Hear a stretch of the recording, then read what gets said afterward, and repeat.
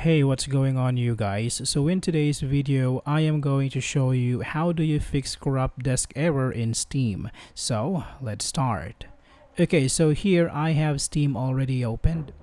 Now from here, let's go to Games and View Games Library.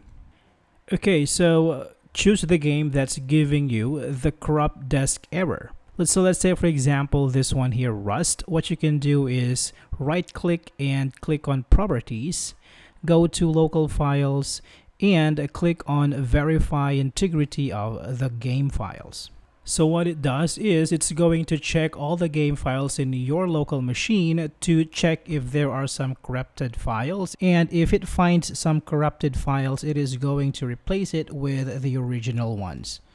Alright, so most of the time that would work, but in case it doesn't, what you can do is you can clear Steam's cache. So to do this, you can go to Steam and click on Settings.